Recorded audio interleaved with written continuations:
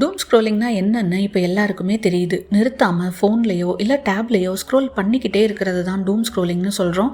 இது நம்ம physical and mental ஹெல்த்துக்கு நல்லது இல்லைன்னு தெரியும். ஆனாலும் நம்ம பண்ணிகிட்டே தான் இருக்கோம். டைம் வேஸ்ட் ஆனதுக்கு அப்புறம் தான் இவ்வளோ நேரமாக நம்ம பார்த்தது ஒன்றுமே யூஸ்ஃபுல்லாகவும் இல்லை, என்ன பார்த்தோன்னு பலது ஞாபகமும் இல்லைன்னு யோசிப்போம்.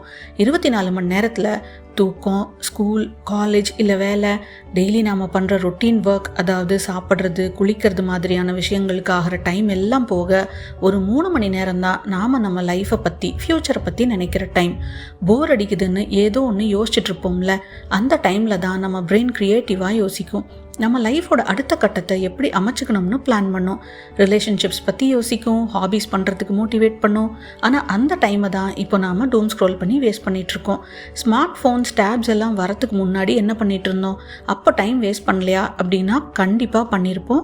ஆனால் அது கண்டினியூஸாக டெய்லியும் இருந்திருக்காது. ஏன்னா ஸ்மார்ட் ஃபோன் காலத்துக்கு முன்னாடி எந்த என்டர்டெயின்மெண்ட் எடுத்தாலும் நமக்கு ஒரு ஸ்டாப் சைன் இருந்திருக்கும். ஒரு நியூஸ் பேப்பர்னால் மேக்ஸிமம் 20 பேஜஸில் முடிஞ்சிடும். இன்ட்ரெஸ்டிங்கான நாவல்னால் மேபி 1 or 2 டேஸில் கண்டினியூஸாக படிப்போம், முடிஞ்சிடும். டிவி ப்ரோக்ராம்னா அது ஒரு 1/2 an hour இல்லை 1 hourல முடிஞ்சிடும்.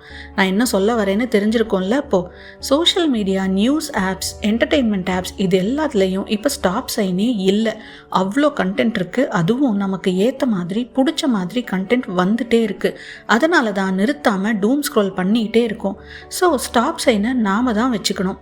ஃபார் எக்ஸாம்பிள், மார்னிங் 7 மணிக்கு முன்னாடி ஈவினிங் 6 மணிக்கு மேலே வெறும் கால்ஸ் மட்டும்தான் அட்டென்ட் பண்ணுவேன். சாப்பிட்ற டைமில் நோ ஃபோன்ஸ், வீக்கெண்டில் ஃப்ளைட் மோடில் போட்டுருவேன் அப்படின்னு இப்படி ஒருத்தரும் அவங்களுக்கு ஏற்ற மாதிரி ஸ்டாப் சைனை செட் பண்ணி வச்சுக்கணும். அப்போ தான் நம்ம பிரெயினுக்கு நம்மளோட ஹாபீஸ், ரிலேஷன்ஷிப்ஸ், நம்ம ஃப்யூச்சர் பற்றியெல்லாம் யோசிக்க டைம் இருக்கும். ட்ரை பண்ணி பாருங்கள்.